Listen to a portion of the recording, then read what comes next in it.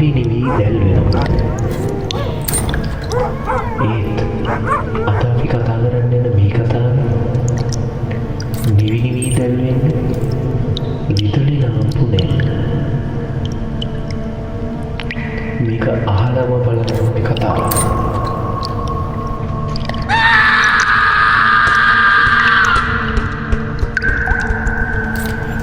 කාලෙකට කලින් කන්දක් පාමුල තිබුණු කුඩා ගමක පරණ ගෙදරක් තිබුණා. ඒ ගෙදර දරුවන් නැති මහලු පිරිමි පුද්ගලයෙක් සහ ගැහැණු කෙනෙක් ජීවත් වුණා. සිරිනාත් හා සේනානි යන ඔවුන් දෙදෙනාම ගොඩක් සාමකාමීව ජීවත් වුණා. නමුත් කිසිම කෙනෙකු එයාලගේ ගෙදරට යන්න තියා හිතුවේවත් නැහැ. කිසිම කෙනෙක් ඒ සඳහා කැමැත්තක්වත් දැක්වුවේ නැහැ. මොකද ගමේ මිනිස්සු කියන විදිහට මේ ගෙදර රැයට ආලෝකමත් වෙන්නේ ලාම්පු, තෙල් පිරුණු පහන් වගේ විදුලිය සම්බන්ධ නැතුව ආලෝකය ගන්න ක්‍රමවල. මේ හැම ලාම්පුවක්ම තෙල් පිරුණු පහනක්ම රාත්‍රී 12 පමණ වන විට නිවී යනවා. මේ නිසා මුළු ගෙදරටම මධ්‍යම රාත්‍රිය වන විට ආලෝකය නැති වෙනවා. මුළු ගෙදරම අන්ධකාරයෙන් ගිලී යනවා. මේ වෙලාවට හිම පිරුණු නගරයක් වගේ අමුම අමු හීතලක් හැම පැත්තෙම පැතිරෙන්න ගන්නවා.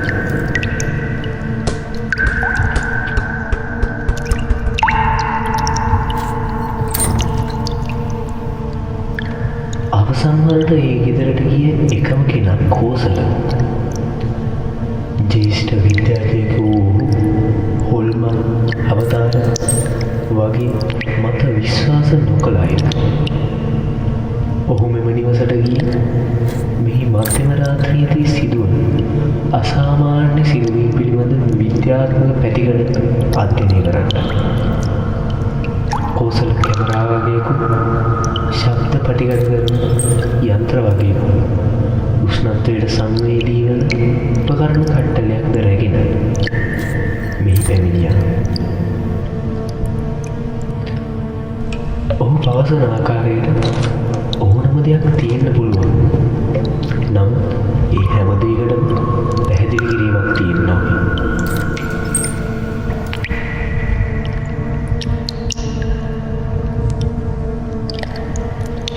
ඔහු ගත කළ පළමු දවසේ ඔහුට හුදෙකලා බවක් දැනුම අතර හැම දෙයක්ම සාමාන්‍ය ආකාරයට පැවතියා. පහන් දැල්වල පටිගත කරන උපකරණ සවි කරලා අනෙක් උපකරණ සවි කරලා ඔහු නිින්දට ගියා. නැවතත් මැතියම් රැයේ අවදි වන කෝසල උෂ්ණත්වයට සංවේදී කැමරාවකින් එය දිගටම රෙකෝඩ් වෙන්න තැබුවා. රාත්‍රී 12:03ට පමණ සාලී බිත්තියක් අසලින් උෂ්ණත්වය අඩුවන ආකාරය කැමරාවෙන් පටිගත වුණා.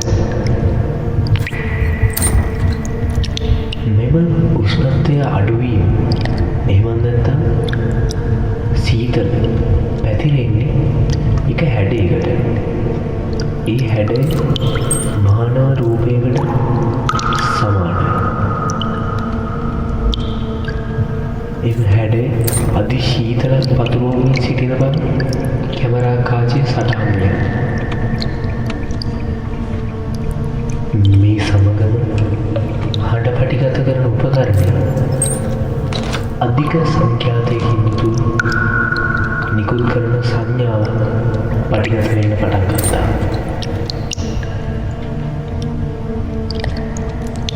ඒ පණිවිඩය කෝසල තම සටහන් පොතේ සටහන් කරගත්තා.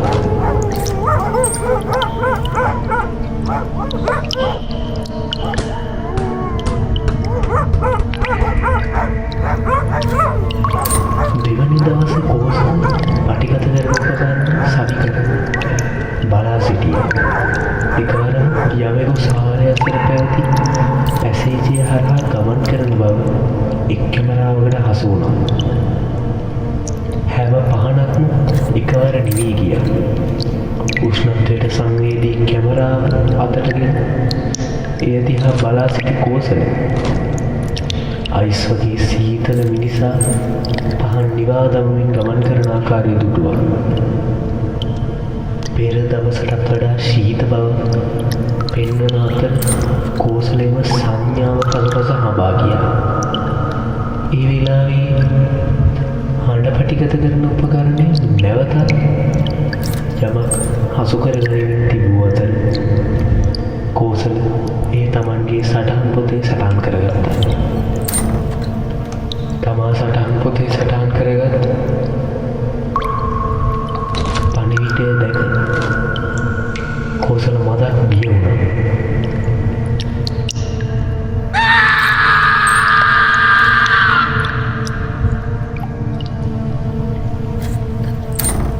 උදෑසන මහළු දෙපළ අවදිව බලන විට කෝසල නිවසේ සිටියේ නැත. ඔවුන් පොලිසියට පැමිණිලි කර අතර ඔවුන් පැමිණ විමර්ශන කරන විට කෝසලගේ උපකරණ සියල්ලද ඔහුගේ සටහන් පොතද හමු වුණා.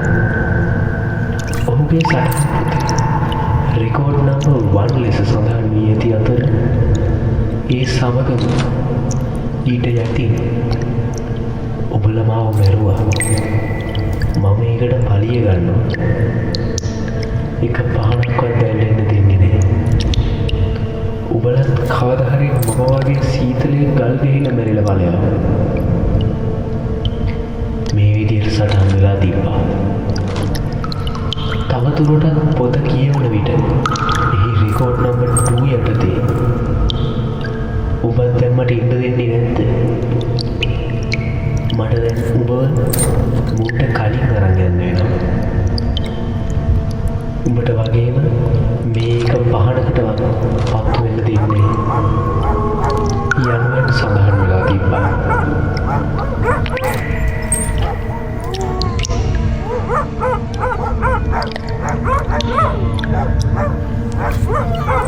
දින දෙකකට පසු විමර්ශන අතරතුර නිවසේ සිට මීටර කිහිපයක් කන්ද දෙසට වී පැවති ලිඳක් අසලින් කෝසලගේ බල සිරුර හමු වුණා. ඒ අසල තවදුරටත් සෝදිසි කිරීමේදී දිරාපත් වී ගිය තවත් සිරුරක් හමු වුණා. මේ ගෙදරට මහලු දෙදෙනා හැර පවතිපු කිසිම කෙනෙක් නැවත ආවේ නැහැ. තමන් මධ්‍යම රාත්‍රිය වන විට ඝන මීදුමක් සහිත සීතලක් පැතිරෙනවා. සීතලට පහන් නිවිලා යනවා.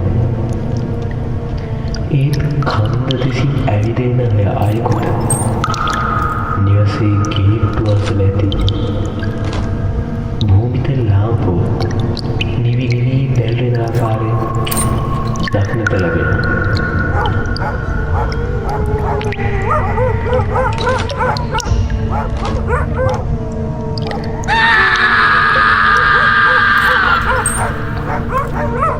ඔබත් ඔබේ නිවසේ ඔබ නිතිය අතරේ සිදුවන දේවල් දන්නේ නෑ නේද? සමහර විට ඔබේ නිවසත් සීතලකින් වෙලිලා යනවා වෙන්න පුළුවන්. සමහර විට ඔබේ නිවසේ පත්තු කරලා තියෙන විදුලි ලාම්පුවත් නිවිලා යන්න පුළුවන්. මේ ගැන අවධානයෙන් ඉන්න. ඔබේ අත්දැකීම් පහලින් කමෙන්ට් කරන්න.